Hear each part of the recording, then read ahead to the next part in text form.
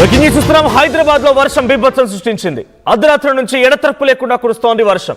ఉరుములు మెరుపులు ఈదురుగాళ్లతో భారీ వర్షం నమోదైంది. దాదాపుగా హైదరాబాద్ నగరం అంతా విస్తారంగా వర్షాలు కురుస్తున్నాయి. కుత్బుల్లాపూర్, మియాపూర్, చందానగర్, లింగంపల్లి, గచ్చిబౌలి, రాయదుర్గం, మాదాపూర్, బంజారాహిల్స్, కూకట్పల్లి, నిజాంపేట్, బాజ్పల్లి, ఖైరతాబాద్, ఎల్బీ నగర్, ఉప్పల్, వనస్థలిపురం, హయత్ నగర్ ఈ ప్రాంతాల్లో వర్షం దంచుకొట్టింది. ఇక పలు ప్రాంతాల్లో రాత్రంతా పవర్ కట్స్ కూడా ఉన్నాయి. కొన్ని ప్లేసెస్ లో చెట్లు కూడా విరిగిపడ్డాయి. ఎండతో ఉక్కిరిబిక్కిరి అవుతున్నటువంటి జనాలకి ఇది ఒక ఉపశమనం అని చెప్పాలి. కానీ జిల్లాలో కురుస్తున్నటువంటి ఇదే భారీ వర్షాలకి రైతాంగం మొత్తం కూడా ఆగమైపోతోంది.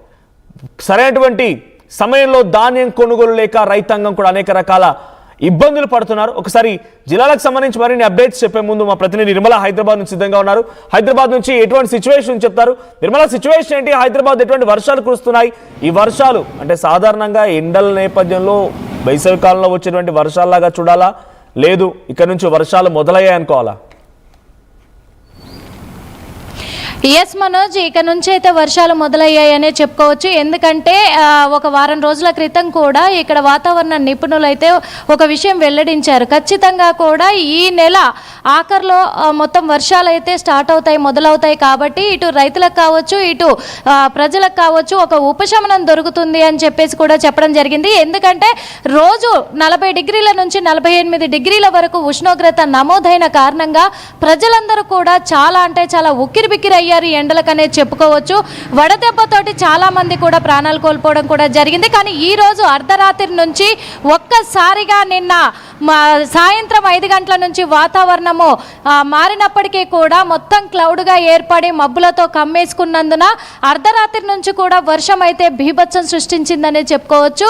ఈ రకంగా మొత్తము వాతావరణం అంతా చల్లబడడం అనేది ప్రజలకు ఒక విధంగా ఉపశమనం కలిగించినప్పటికీ కూడా ఇక్కడ హైదరాబాద్ నగరంలో మాత్రము వర్షం పడడం వల్ల ప్రజలందరూ కూడా ఒక మేరకు చెప్పాలి అని అంటే మాకు ఇన్ని రోజులు కూడా ఇంత హెవీగా ఎండలు సంభవించడం వల్ల ఇప్పుడు ఒక చల్లదనాన్ని ఏర్పరిచి కూడా ఇప్పుడు మాకు కొంచెం ఊరట కలిగింది అని చెప్పేసి చెప్పుకొస్తున్నారు. అదేవిధంగా కూడా రాత్రి పడిన వర్షాలకి మొత్తం కూడా చాలా వరకు చాలా చోట్ల కూడా ఇక్కడ ఖైరతాబాద్ కావచ్చు, అమీర్పేట్ కావచ్చు, అటు కుక్కడపల్లి, హయత్ నగర్, దిల్సుఖ్ నగర్, గచ్చిబౌలి, మాదాపూర్ ఈ ప్రాంతాలలో వర్షము చాలా వరకు భారీగా నమోదవడంతో పవర్ కట్ అయింది. అలాగే కొన్ని చెట్లు కూడా ఈదురుగాలులతో కూడుకున్నటువంటి వర్షం సంభవించడంతో చెట్లు కూడా విరిగిపోవడం కూడా జరిగింది. విరిగి పడిపోవడం వల్ల కొంచెం రాకపోకలకైతే ఇబ్బంది కలిగిందనే చెప్పుకోవచ్చు. ఏది ఏమైనప్పటికీ కూడా ఈ వర్షాకాలం ఇక నుంచి మొదలయ్యింది ఈ రోజు నుంచి అనే చెప్తూ ఉన్నారు వాతావరణ శాఖ నిపుణులు. అయితే మృగశిర కార్తె వచ్చింది కాబట్టి రైతులంతా కూడా పంట పొలాలలో విత్తనాలు వేసుకునే టైం కాబట్టి ఈ వర్షాలతోటి ఉపశమనమే అవుతుంది.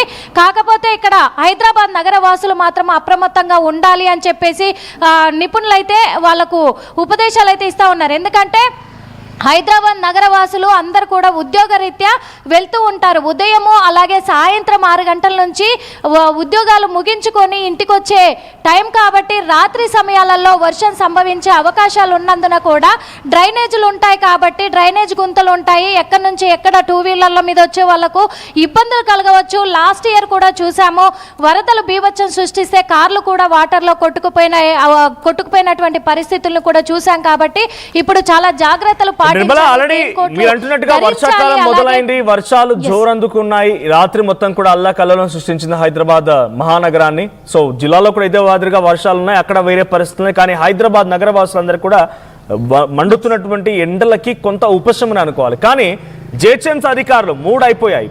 అటు Malkajgiri municipal corporation, Cyberabad municipal corporation, GHMC ఏ రకంగా అలర్ట్గా ఉన్నారు? మళ్ళీ గత మాదిరిగానే ఇంకా నాలాల్లో, మ్యాన్ హోల్లో పిల్లలు పడిపోయి చనిపోవడాలు, ఎక్కడికక్కడ ఓపెన్ అయిపోవడాలు, వాహనాలు మొత్తం కూడా అందులో కొట్టుకుపోవడాలు, ఇలాంటి పరిస్థితి ఉండకుండా ఎటువంటి ఏర్పాటు చేస్తున్నారు? జిహెచ్ఎంసీ బృందాలకు ఇప్పటికే జిహెచ్ఎంసీ అధికారులు అయితే సూచనలు ఇవ్వడం కూడా జరిగింది మనోజ్. ఓ పక్కంగా చూస్తే కూడా ఎందుకంటే గతంలో జరిగినట్టుగా ఇప్పుడు జరిగితే ప్రజలకు ప్రాణ నష్టం కలిగే అవకాశాలు ఉన్నందున కూడా వాళ్ళకు మాత్రం డ్రైనేజీలు ఎక్కడికక్కడ క్లీనింగ్ చేయాలి. అలాగే నాలాలను కూడా మనం చూసాము, హైడ్రా కూల్చివేతలు పెట్టి కూడా నాలాల మీద ఇండ్లు కట్టిన వాళ్ళు ఉంటే కూడా అవి తొలగించి నాలాలను వెడల్పు చేయడం కూడా జరిగింది. ఎందుకంటే ఈ వర్షాలు సంభవించే కారణంగా కూడా మొత్తం మొత్తం డ్రైనేజ్ వాటర్ అంతా కూడా ఫ్రీగా వెళ్ళిపోయే అవకాశాలను కల్పించాలి. అప్పుడే ప్రజలకు ఎటువంటి ఇబ్బంది కలగదు. ఇంకొకటి ఇళ్లకు కూడా వాటర్ రావడము ఇలాంటి సమస్యలు ఎదుర్కోకుండా ఉంటారు అని చెప్పేసి జిహెచ్ఎంసీ బృందాలను మొత్తం కూడా అలర్ట్ చేయడం అయితే జరిగింది. ఇంకా ఈ వర్షాలు ఏ టైంలో ఎప్పుడు సంభవిస్తాయో కాబట్టి అలర్ట్గా ఉండాలి. ఖచ్చితంగా ఏ ఏరియా వాళ్ళు ఆ ఏరియాలో వాళ్ళ డ్యూటీ రీత్యా కూడా మొత్తము వాళ్ళు కాచుకొని ఉండాలి. ఎక్కడైతే డౌన్ ప్లేసెస్ ఉన్నాయో ఆ ప్లేసెస్లలో కూడా అప్రమత్తమైపోయి నీళ్లు నిలవకుండా చేయాలి. ఇంకొకటి ఎక్కడైనా బోరు ఇక్కడ హైదరాబాద్లో ఖచ్చితంగా బోరు గుంతలు కూడా ఉన్నాయి. అవి కూడా జాగ్రత్తగా చూసుకొని అవి మూసేసే ప్రక్రియలో మీరు నిమగ్నమై ఉండాలి అని చెప్పేసి అధికారులు అయితే వాళ్ళకు సూచించడం జరిగింది. ఇంకొకటి మెయిన్ రోడ్లలో కావచ్చు, గల్లీలలో కావచ్చు, మ్యాన్ హోల్స్ ఎక్కడెక్కడ ఉన్నాయో ఆ హోల్స్ దగ్గర జాగ్రత్తలు పాటించి ఒకవేళ అవి రిపేర్లో ఉన్నట్టయితే చుట్టూ కూడా అక్కడ ఆ ఏరియాని మొత్తం కూడా బ్లాక్ చేయాల్సిందిగా కూడా కోరుతున్నామని చెప్పేసి అధికారులు అయితే ఇప్పటికే చాలా సమావేశాలు ఏర్పాటు చేసి జిహెచ్ఎంసీ బృందాలను కూడా అలర్ట్ చేయడం జరిగింది. ఈ కోణంలోనే హైదరాబాద్ నగర వాసులకు కూడా ఎటువంటి ఇబ్బందులు లేకుండా చూసుకోవాలి అనే ఒక నియమాలను కూడా పాటించబోతున్నారేమో ఇటు జిహెచ్ఎంసీ అధికారులు అనేది కనిపిస్తూ ఉంది. కానీ గతంలో లాగా ఒకవేళ గనక ఈ జాగ్రత్తలు పాటించకుండా నిర్లక్ష్యం వహిస్తే మాత్రం హైదరాబాద్ ప్రజలకైతే ముప్పు వాటిల్లొచ్చు అనేది కూడా మనం అనుకునే పరిస్థితులు అయితే ఏర్పడొచ్చేమో అనేది ఉంది. అందుకే ఇక్కడ వాతావరణ శాఖ నిపుణులు అయితే ప్రజలకే సూచనలు ఇస్తూ ఉన్నారు. ఖచ్చితంగా పాటించాలి. భారీ వర్షాలకు సంబంధించి అప్డేట్స్ ఏంటి? పవర్ కట్స్ ఉన్నాయి హెవీగా కొన్ని చోట్ల మల్కాజ్గిరి లాంటి ప్రాంతాల్లో ఆయా ప్రాంతాల్లో చాలా విపరీతమైన వర్షం కురిసింది. హైయెస్ట్ గా నమోదైనటువంటి వర్షపాతం మల్కాజ్గిరి వినాయక్ నగర్ వార్డ్ ఆఫీస్ ఆ ప్రాంతంలో 3 సెంటీమీటర్ల వర్షపాతం. అంటే ఇది చాలా తేలిక వర్షమే, బట్ గాలి మాత్రం ఎక్కువగా ఉంది, ఈదురుగాలు ఎక్కువగా ఉన్నాయి. సో ఇప్పుడు కూలిపోయినటువంటి ఆ చెట్లకు కానీ పవర్ కట్స్ కానీ ఎప్పుడు రిట్రైవ్ చేయబోతున్నారు? అధికారులు ఎటువంటి ఆపరేషన్ చేపడుతున్నారు? ఎస్ మనోజ్, ఇప్పుడు మల్కాజ్గిరిలో మాత్రము కొంచెం భారీ వర్షం నమోదవడంతో అక్కడ ఈదురుగాలులు ఎక్కువగా వీచడం వల్ల చెట్ల కొమ్మలన్నీ కూడా విరిగి అడ్డుగా పడిపోయాయి. అదేవిధంగా పవర్ కట్ అవ్వడం కూడా జరిగింది. కాబట్టి అధికారులు ఆల్రెడీ అలర్ట్ చేసి అక్కడ చర్యలు అయితే చేపడుతూనే ఉన్నారు. రోడ్ అంతా క్లియర్ చేయాలి, ప్రజలకు ఇబ్బంది కలగకూడదు కాబట్టి ఆల్రెడీ ప్రక్రియ మొదలు పెట్టారు. వాళ్ళు చర్యలు చేపడుతూనే ఉన్నారు, అన్ని తొలగించే ప్రయత్నంలో ఉన్నారు. అదేవిధంగా మల్కాజ్గిరిలో ఎక్కడైతే కొంచెము లోతట్టు ప్రాంతాలు ఉన్నాయో ఆ లోతట్టు ప్రాంతాలలో ఏరియాలను కూడా మొత్తం క్లియర్ చేసే పనిలో ఉన్నారు. ఎక్కడ నీళ్లు నిలవకుండా కూడా జిహెచ్ఎంసీ బృందాలను అలర్ట్ చేశారు. జిహెచ్ఎంసీ బృందాలు కూడా మరికొద్ది కాసేపట్లో కూడా అక్కడికి చేరుకొని మొత్తము చర్యలు అయితే చేపట్టబోతున్నారు. ఇప్పటికైతే చెట్లను అయితే మొత్తంగా కూడా తొలగిస్తూ ఉన్నారు. Manoj, thank you Nirmala. So Hyderabad వ్యాప్తంగా మళ్ళీ భారీ వర్షాలు నమోదవుతున్నాయి. అర్ధరాత్రి కురిసిన భారీ వర్షానికి పవర్ కట్స్, చెట్టు విరిగిపోవడం, కొన్ని సందర్భాల్లో కరెంట్ పోల్లు కూడా పడిపోవడం లాంటి సందర్భాలు జరిగాయి. సో హైదరాబాద్ నగరవాసులకి ఇది కొంత ఉపశమనం అని చెప్పాలి. బికాజ్ వాళ్ళకి దంచి కొడుతున్నటువంటి ఎండకి గాను అంటే చాలా విపరీతంగా ఎండలు నమోదవుతున్నాయి. 48-49 డిగ్రీస్ సెల్సియస్ నమోదవుతోంది.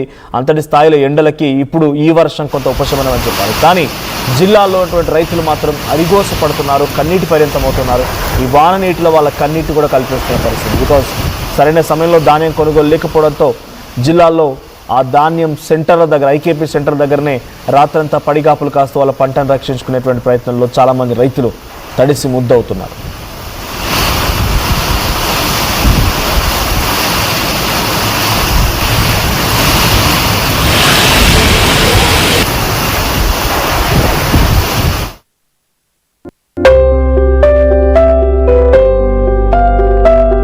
చిన్న చిన్న ఆనందాలు 35 ఏళ్లుగా నా జీవితంలో లేవు. 35 ఏళ్లుగా నేను డైపర్లలో బ్రతికాను. 6 సెంటీమీటర్ల ఫిస్టులా నా మూత్రాశయంలో లీకు కారణమైంది. ఎవరూ నాకు సహాయం చేయలేకపోయారు. ఏఐఎన్యూలో